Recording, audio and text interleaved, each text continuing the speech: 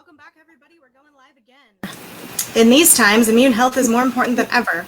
We all want it, but there isn't much education provided by conventional medicine on how to get it. That's why we're here today, to fill the gaps that exist in traditional healthcare and provide actionable ways to change your health, eliminate your pain, and increase your quality of life without pills, procedures, or puzzles. I'm Dr. Sarah, board-certified occupational therapist, and your host for a Life Without Pain live stream event, and I'm so glad. In the next 5 days, we'll be covering a variety of topics related to lifestyle pain, persistent pain, and how you don't have to settle for living with it because there are options. I'm so excited to introduce Dr. Daniel Gonzalez, who's a functional medicine expert with more than 20 years of clinical and academic experience. He has a passion for reversing chronic illness holistically and understands that everyone is different and one size does not fit all. He currently operates one of the largest virtual functional medicine practices in the United States, where he helps patients achieve health without a prescription. For the next 45 minutes, he's going to dive into all the lifestyle factors that influence your immune health and show you how you can move the needle to increase your immunity. Please welcome Dr. Daniel. Thank you so Hello. much. Thank you so much, Dr. Sarah, for that introduction. Thank you. I'm so glad to have you here. I'll drop. Okay, there's so much to talk about, obviously, with the immune system. And given the fact that we have, about an hour, I wouldn't ever expect to be able to cover everything that we possibly could talk about immune function within 1 hour. The things that I'm going to highlight, though, would be the things that I've learned are the most important aspects that anyone should consider when it comes to what impacts our immune system, its function, and then most importantly, how can we improve it. Now, like I said, I'm going to stay on some high-level, top-level types of topics here, but certainly if any of you have any specific questions, even after this, feel free to contact me, and I'd be happy to dive deeper into any particular subject that I'm about to go over. Now, the immune system is part of a greater whole, and I think that we should start off our conversation with any conversation about health, remembering that is that we're part of the greater whole. We're not just these individual little pieces that are all working together. And quite frankly, that's resulted in some problems that we see that we're dealing with today in healthcare as we try to separate things when in fact everything actually comes back together and works in unison. 80% of our immune cells live within the digestive tract, and certainly any conversation surrounding the immune system has to involve the GI system, and I know that there's other experts that are going to be talking about this, but like I said, it's such an important component to immune function. So if 80% of your immune cells live there, obviously that has a big impact overall in your immunity. Liver function plays a major role in your immune system as a whole and how it's responding to your body. This is your detox capacity, your ability to transform compounds that you're either exposed to through the environment or from ingestion. We have to be able to transform those and eliminate those, which brings up kidney and gallbladder function, right? So your kidneys allow you to eliminate waste through urine, and your gallbladder and bile allow you to eliminate waste through your bowels. And obviously that's a very important component ultimately when we're talking about immune function. There's also things like your tonsils, your appendix, and your lymph tissue as a whole. And unfortunately, over the last several decades, we've seen this rise and fall in tonsillectomies and gallbladder removals. And these are very important organs that play a major role in immune function, turns out. And unfortunately, of course, there's a lot of people that have lost those organs for whatever reason. Maybe they were ill-informed, but again, there's things that you can do to empower yourself to build up. And then finally, there's nutrient status. And when we talk about nutrient status, ultimately everything that we can think about with respect to building our bodies up and strengthening our bodies, it does come down to nutrient status and deficiency. And at the heart of everything, your ability to take food in, to take nutrients in, which I would say are signals, right? These are signals that we're getting from the earth, from the environment. Our body takes those signals and transforms them in a way that allows us to rebuild. And so if there's anything that's interfering with that, whether that's environment, whether that's some kind of pathology because of an infection or damage or something happening in your digestive system, obviously it's ultimately going to result in some dysfunctions with our immune system. Now, that said, that's kind of looking at the big, grand scheme of things. We can talk about the basics of immune function. And when we talk about the basics of immune function, there are three specific ways that you can organize immune health. You have something called, we all have an innate immune system. Our innate immune system would be things like your skin. It would be mucosal tissue. So this would be like tissue that's in your nose, or the tissue, that lines up your digestive tract, your eyes. This is also enzymes that we have on our skin, or enzymes that we have in our mouth, or maybe even stomach acid that we all have in our stomach. These are all innate, naturally built-in forms of immune function. And these are all mechanisms that were designed to obviously protect us. Obviously, you've got skin.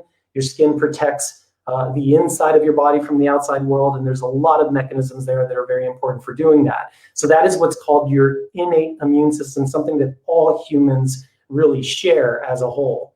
And then you have your adaptive immune system.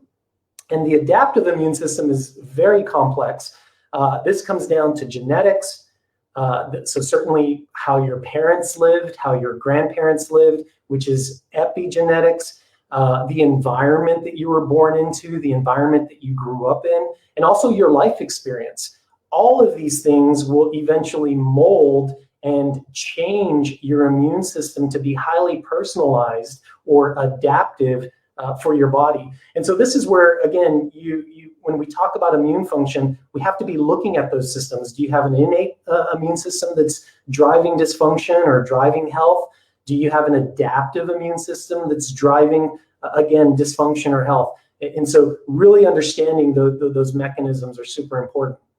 And then finally, there's a newer form of immune function that we're starting to come to terms with, and this would be psychosomatic issues, or a new interesting field called psychoneuroimmunology, which is this idea of how past childhood events, traumas, whether that's PTSD, this could be physical trauma or emotional trauma, but the way that we experience these events throughout our lives, we can all have maybe the same experience, but they impact us each differently, and it absolutely has an impact on your immune system. Sometimes in a positive way, sometimes in a negative way.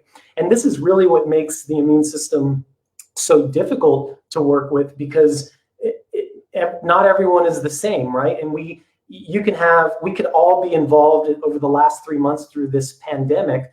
Some of us would have taken this in a positive way. Some of us could have taken this in a negative way, just depending on your perception. And so that is obviously highly unique to you and individualized. And it's important to understand that that ultimately has an impact on your immune system. Now, when we talk about what can negatively impact the immune system, there's quite a few things. And I'm just going to list these off, and then we're going to kind of dive into them a little bit more. First, you have a loss of identity. And what I mean by this is that we literally become disconnected with our source. And when I say our source, I'm really talking about energy. Ultimately, you can look at the basic unit of life, which is cells, right? Our bodies are made up of trillions of cells, and all these cells work together. And these cells are being driven by energy. Of course, we can measure that, right? You can measure the amount of energy. But there's also, metaphysically speaking, energy sources that are much harder to measure. And this is where we get into quantum physics, and there's some pretty fascinating studies that we can talk about with dark matter and using Planck's constant, which is a way to measure waveforms of energy. But this energy is ultimately where we come from and what we see happening right around the world and what's driving life. It's driving matter. Biologically speaking, we can have a loss of communication with this energy. You can see a loss of communication within cells. And ultimately, that's, these rogue cells that kind of differentiate. We consider that to be cancerous, right? These are cells that are no longer participating with the greater good. So that's an important aspect to understand, is that we can have a loss of identity, a loss of the connection of the source of energy, vitalistic energy, whatever you want to call that, but understand that there is a disconnect that can happen on that level that can ultimately result in pathological situations within the body. We also have toxic load. And it's no secret today that we have an abundance of chemicals that are in our environment that are negatively impacting us. And we're literally the experiment right now, unfortunately. We're finding that a lot of these chemicals are causing some pretty major problems that feed into that disconnection that I was talking about a while ago. We also have breaches in the gut barrier. And earlier I said, there's so many important things to think about whenever we're talking about the immune system and digestive health. And if you have a breach or a break or a disconnect in your gut barrier, you now lose one of the most protective mechanisms that your body has built up over the course of millions of years. And if you think about it, your digestive system, which is this one long tube, right? It's this long tube from your mouth all the way down to your bottom. Even though food is going inside of your body, it's actually still outside of your body. And this is a very important thing to understand, because as food is traveling in, your body devised mechanisms to be able to protect itself from anything you're ingesting or anything that comes out, comes into our mouth. It's trying to keep whatever could be dangerous from actually penetrating into your body cavity, getting into your bloodstream. So when we talk about breaches in gut barrier or leaky gut or dysfunctions with the gut, it's like having major cuts in your skin. You're now exposed to the environment, and obviously that's going to cause problems. So breaches in the gut barrier are a major area for dysfunction. And in my practice, especially with people that have autoimmunity or people that have dysregulated immune systems, a lot of the times, more often than not, it's something that's happening within the digestive tract. Cellular health is another important thing to consider. These are the things that impact, again, immune function. And when I talk about cellular health, I'm really talking about mitochondrial function as well as nutrient status. I like to say that, of course, we all know that good food, healthy food is important to be healthy, right? That's step one. You've got to eat the right food first. Step two is, are you able to fully digest, absorb, and synthesize that food? Can you take that food and then fully digest and absorb it into your body, so that way you can then use it for the actual nutrients that your body needs? Obviously, if you have gut barrier dysfunctions, if you have digestive dysfunctions, we're already going to be at a loss, and we're not going to be absorbing those nutrients, which ultimately results in cellular dysfunction. Finally, the last thing that can impact immune function would be something that's known as immunosenescence. Immunosenescence is really just this concept of, as we age, genetics and aging are going to impact what our immune system ultimately does. Sometimes this can be positive. It can be physiological. Sometimes this can be negative. It can be pathological. And so, again, it's important to consider that as part of what's going on in the body. Now, if we were to talk about toxic load, more than 80,000 chemicals in the US have been released since World War II, right? So we have more than 80,000 chemicals that are now in our environment. And what's shocking about this is that less than 2% of 80,000 chemicals in our environment have been adequately studied for safety in humans. Now, these are not all chemicals that we're consuming, but they're definitely in our environment, and they can certainly penetrate and flow through our water systems and end up in our bodies, even though we're not ingesting them directly. There's also this idea of particulate matter. Particulate matter would be pollution, right? So air particles that are floating in the air. And we now have strong studies to show the relationships between cities that have higher particulate matter, higher compounds that are in the air that we're breathing, and you'll see a higher rate of chronic disease in these areas. So again, it matters, right? This toxic load, the chemicals that are impacting our bodies. Now, from the 1970s to today, you can definitely see this explosion of chemical disruption, not only in the ecosystem, in the environment, but also in the accumulation within our bodies. There was a study that was done a few years back by the Environmental Working Group, and they found that on average, day one, right, on average, right when we're born, there was about 255 chemicals that were found in the umbilical cord blood of newborn babies. So this is, again, going back to just day one when you're born. If we already have 255 chemicals and the majority of those chemicals haven't been properly studied, certainly our immune systems are going to start to go haywire because of the influence of these chemicals. Now, there are literally thousands, right? Like I just described, of chemicals that could be impacting us. Glyphosate is actually a really good example in timely. We've all heard of Roundup. We've all heard of this small company known as Monsanto, who deals with chemicals, and glyphosate is one of the big ones. But there's others. There's antibiotics. There's pharmaceuticals. There's food products as opposed to food. And all of these things could be considered a form of toxic load for our body. Now, if we were to talk about glyphosate for a little bit, you can actually go and Google. The EPA has done, the Environmental Protection Agency has done these studies where they look at where most of glyphosate is being used in the United States. Now, why is this important? Well, if you were to do overlapping maps, if you were to show a picture of where most of the glyphosate is occurring or being used in the United States, you're going to find that it's on the Midwest to South regions of the U.S. So basically, if you were to then look at the tributaries and the flow of water from the north part of America all the way down to the Gulf, you can see where water flows, right? The Mississippi line, all kind of the way down to the Gulf of Mexico. And just taking a step back and think of this logically, if there's a lot of glyphosate in this area where the U.S. is, and then you also see that that's where water's flowing, it's safe to say that you're probably going to see glyphosate traveling through there. And if glyphosate's such a bad compound, you should see an increased state of chronic disease. Well, certainly they have done this, and you can actually see that if you were to look at rates of cancer, it basically overlaps the same areas where glyphosate is being used in the US and where water is traveling. You're going to see higher rates of cancer. You're going to see higher rates of irritable bowel disease, celiac disease, and autoimmunity. So again, it's pretty fascinating and interesting to grasp this concept of toxic load and chemicals, and again, how they ultimately can create disconnection with our body and in turn cause some disruption in terms of immune function. Now, moving on to breaches in gut barrier, all that means again is leaky gut. And what's important to understand here is, again, step one is to eat the right food, right? And what is the right food?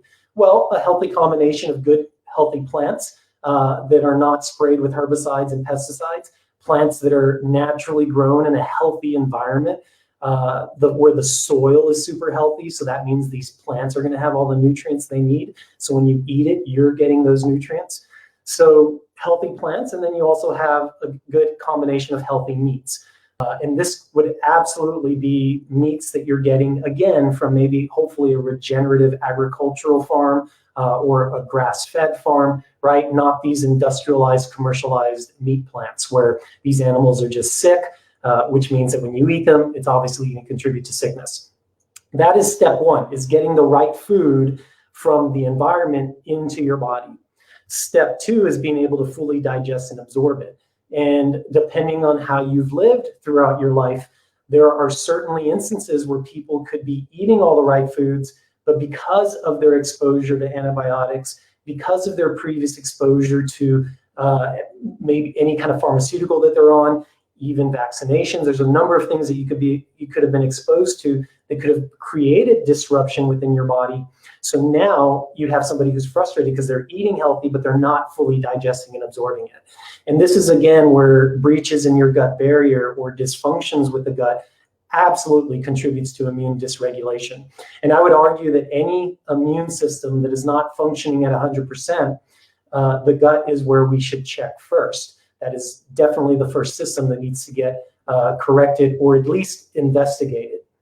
Now, to kind of help you to understand what's happening here, within our digestive tract, you have these proteins. They're known as tight junctions. So basically, there's these two cells that come together and they kind of connect.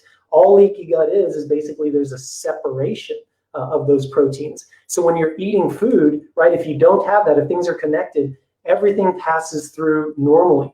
If it's separated, these foods are allowed to basically travel into your body before your body's had a chance to check them. And these proteins send out these red alerts saying, hey, you're not supposed to be here. The immune system that gets activated and starts to go on the attack.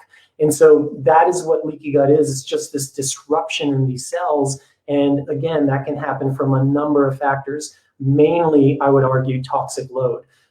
Certainly stress, cortisol dysregulation, right? The amount of stress that we experience. And certainly we all know that stress levels have been increasing over the last few years. And so that's a major contributor to even things like leaky gut.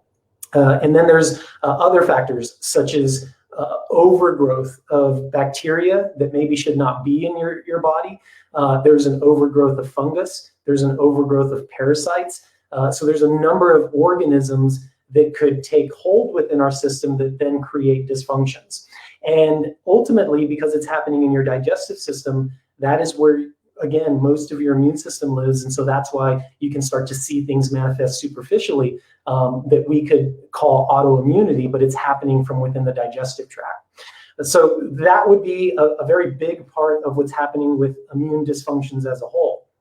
Number two is going to be cellular health. Now, if we talk about disease on a grand scale, right, you can look at the human body and you can say, okay, we have all these major dysfunctions that are happening, and we can label it whatever we want.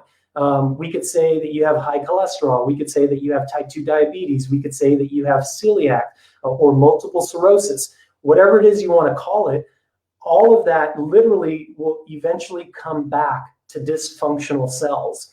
So, you know, it's the cell is the basic unit of life. Cells come together to create tissues. Tissues come together to create your organs. You have organ systems, and then you have the organism. So when we talk about cellular dysfunction, really, again, kind of like going to the heart of immunity, which is where your gut is, if you have cells that are dysfunctional, obviously you're going to have some issues. And the big stuff with cellular dysfunction, you can really break it down to three things. Glucose regulation. And this is why in my particular functional medicine practice, I'm very particular about measuring glucose. Even if I don't suspect somebody to have type 2 diabetes, I want to know how they're regulating glucose. Because the more optimal that we're regulating glucose, I know that their cells are going to be functioning better. Glucose is the preferred source of energy for our brain and for our body. And so, again, it's very important to make sure that that's regulated properly. So you have glucose, which is your energy. You have micronutrients, minerals and vitamins that are necessary for your cells to be functioning well. And then you have the mitochondria. And the mitochondria are these tiny little structures that live within your cells that literally produce energy for your body. And these mitochondria, there's a lot of things that can damage them. The toxic load that I was talking about earlier, glyphosate, absolutely damages mitochondria. Stress, unregulated cortisol, can absolutely damage mitochondria.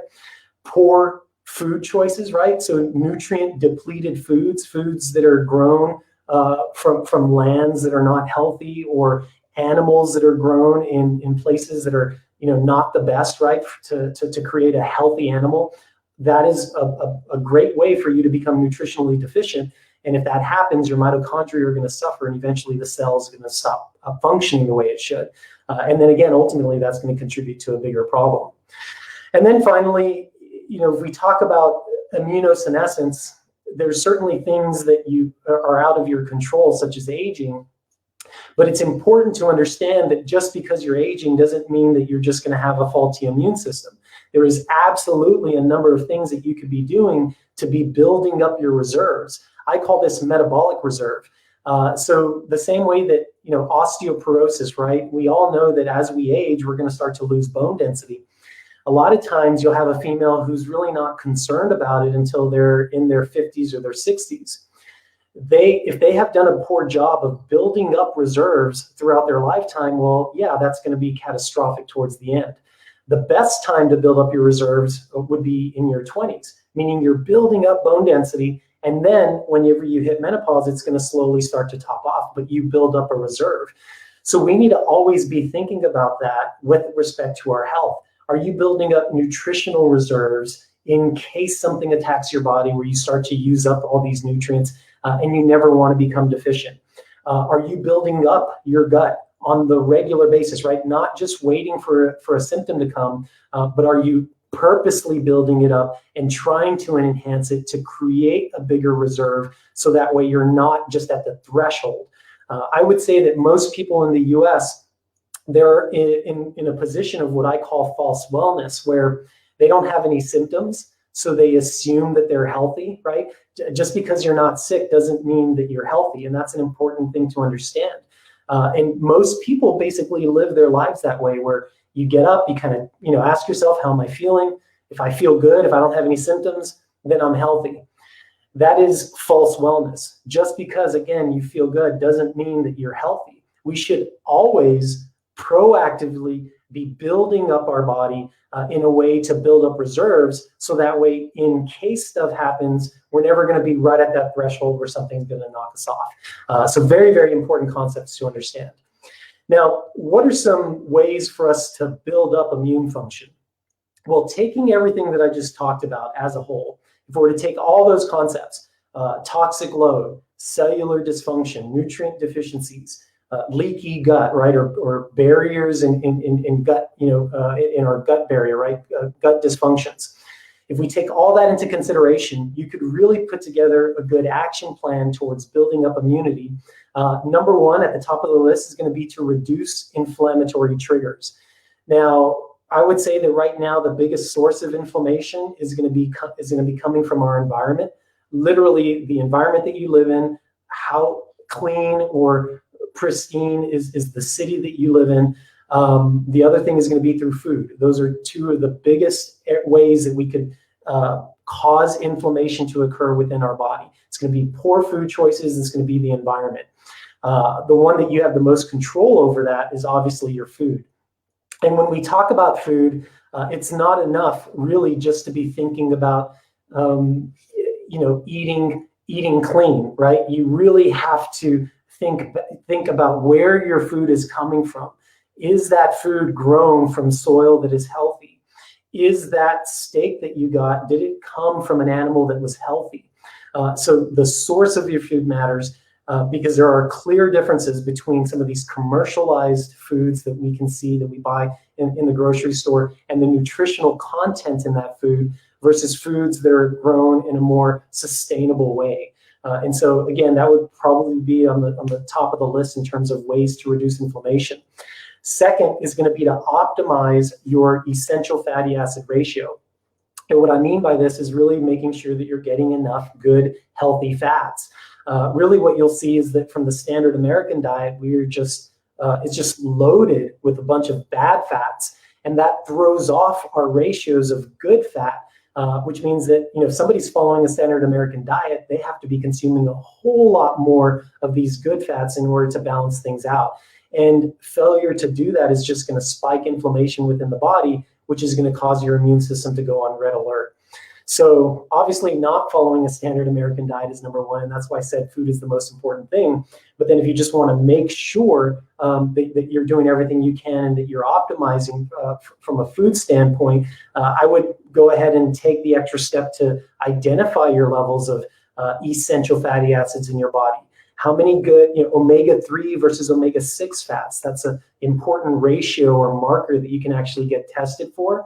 And if that ratio is properly balanced, awesome. If it's not, well, then you need to be working on increasing good fats in order to balance that out. So again, reducing inflammatory triggers would be number one. Number two would be to build up metabolic reserve, which really goes back to just increasing nutrient status within the body. Obviously, the best way to increase nutrients is through a healthy diet. But again, if you've got something happening within your digestive system that is preventing your ability from absorbing nutrients, then that's certainly something that you're going to need to investigate. You can determine this if you're working with somebody who knows how to analyze blood chemistry. You can get some indicators of digestive inflammation and dysfunction from a good blood chemistry panel. But if the actual best way to do this is going to be through a comprehensive stool panel, where you're measuring the digestive system specifically, where you can get an idea of your microbiome, you can get an idea of inflammation happening within the microbiome, and you can also get an idea of how well you're digesting certain foods like proteins, carbs, and fats. And so that would be very important for understanding whether or not you have a built-up metabolic reserve, right? Whether or not your cells have enough nutrients in order for them to weather any kind of storms that might be coming your way. And if we really, take a moment to pause on this and what's been happening over the last few months, the pandemic, I know, has been a big thing, right? It's obviously impacted everyone's life. And obviously immunity has become a big issue. I wrote an article a while back talking about how the United States, people in America, we were far from prepared. We had problems way before the pandemic hit. And so I would say that, this virus was really just the straw that broke the camel's back. We know that 96%, depending on the reference, 92 to 96% of Americans, of people living in this country, have nutritional deficiencies that are very important for immune function. Most people have vitamin D deficiencies, magnesium deficiencies, zinc deficiencies. These are all, not as sexy, right, as antioxidants or some of these superfoods that we can talk about. But these are basic nutrients that if you're deficient in them, your body's not going to work well. And so, again, it's important to not skip over the basics. And for how many years have Americans been nutritionally deficient? For how many years have we been seeing that, our waist size, right, has been growing? We've become more overweight and obese. How many years have we been seeing an increase in blood sugar related disorders to the point to where now most of our children are in pre-diabetic status? So we've had problems way before. Our metabolic reserve was so small that when this virus came, we couldn't handle it. And so that is a very important concept to understand. And this is what I mean by building up our reserve, is not just waiting, obviously, for something to hit, but being ahead of the game when it comes to it. The third thing that we need to do is obviously cultivate a healthy microbiome. Now, most of you probably know this. It's pretty hard to not know this, but the microbiome is a collection of bacteria. It's a collection of viruses, actually. It's a collection of even parasites and fungus. These are all organisms that live in our body, and they're normal habitants of our body. And it's important to appreciate the fact that these organisms that live in our body, that make up our biome, the collective biome, these organisms actually contribute to the formation of vitamins. They contribute to the formation of brain chemistry, right? Neurotransmitters. They contribute to the ability to digest and absorb foods. So these are organisms that are helping us. And the same way that we can study ecology and how that's taught us how important it is to have a healthy ecosystem, to have healthy soil, less pollution, and that's going to grow the best crops. That is what's happening inside our body. And so when we talk about the microbiome, we really need to be thinking about the collection of these organisms and how healthy are these organisms. Are they receiving the right signals in the form of food? And are they able to send out those signals to be able to express health ultimately for the organism that makes up our body? So that is really what we need to be thinking about whenever we're cultivating a microbiome. And how do you do that? Well, it's some of the basics. It's eating healthy food. It's eating enough fiber, soluble and insoluble fibers that actually feed the biome. It's avoiding anything that can disturb these organisms. Antibiotics, toxic chemicals like glyphosate, right? There's even cosmetic products and household consumer products. All of your cleaners and all of these, compounds that we bring into our house, artificial materials, all these things that can gas off or penetrate our body and then destroy the microbiome. Yes, I agree that we need to be hygienic and obviously wash our hands. And, it's important to follow some of these practices, but a lot of times we overcorrect and we become too clean. And then that results in this over sanitization that then causes disruption within our microbiome. So very important concepts, again, high level stuff that we need to be thinking about if we want to balance our immune system. Finally, it's important to identify, avoid, and or eliminate allergens or antigens. And this is a very highly personalized, individualistic concept. Food sensitivity testing has become pretty popular over the last few years. I would urge you to examine your digestive system and make sure your digestive system is healthy before you rely on food sensitivity panels. And the reason why I say this is because every single food sensitivity panel out there is based on immune function. That's really what they're testing, is to see how your body's responding to certain proteins, right, in foods. Well, if your immune system's not healthy, if there's disruption in your microbiome, or if you have any leaky gut dysfunctions there, your immune system is going to be dysregulated, which means that those food sensitivity panels are not going to be as accurate. It's just going to be a symptom of that gut dysfunction. So important to understand that. But that said, it's not that we just completely ignore that. There are definitely individuals who, for whatever reason, do not handle certain types of foods well, do not handle certain types of compounds well. And it's important, obviously, to identify that and understand it. And you might be highly reactive to a certain compound, but everybody else in your family is not. And so, again, it's very important to not check out with some of these antigens, these things that impact our immune system, and to do our part in trying to identify these. Certainly, again, testing is one of the ways to do it, but there is a very specific approach that I would have somebody do a workup in terms of trying to identify that. First on the list would be to get a good comprehensive blood chemistry panel. That allows you to really check in with your biochemistry. Do you have nutritional deficiencies? What are all the systems of your body doing? Is your liver doing good? Is your kidney doing good? What are your immune cells doing? So that's kind of a very broad way of looking at your body. And then based on the results there, you can then determine whether you should dive deeper. Should you check your digestive system out? Do you show signs of heavy metal or toxicity? So maybe you do a test for that. Or maybe you show digestive issues, so you do a test for that. And that is kind of the foundation, and then you kind of move up. So just know that it's very important, if you're going to get into testing to see how your immune system is working. These are the things that we need to be thinking about in terms of properly doing it. If not, you could run into too many factors, and then you're going to be lost because you have just information overload. So those are some of the high-level big things that I would have anyone thinking about immune function consider. Again, the things that build up your immune system, the things that are super important, and of course the things that attack us, right? You have toxic load, you have your environment that you're living in, you have the food that you're taking into your body, and then of course there's the right type of testing in order to identify which system in your body is reacting the most. So that's pretty much the short end of it. And that's pretty much all I've got for y'all. If you have any questions, I'm happy to answer them if you want to field them through the conversation here. Hey, Dr. Daniel, I had a question for you. Yep. First, I just want to say that 92 to 96% nutrient deficiency is staggering. That is crazy. Yes. I mean, and then when you talk about balancing your like omega-3s and stuff, I think a lot of the general knowledge is that, eat more fish, eat salmon, eat tuna. But we also know that those fish are very high in toxins. And then to compound that, you have the toxins that are getting into the waterways.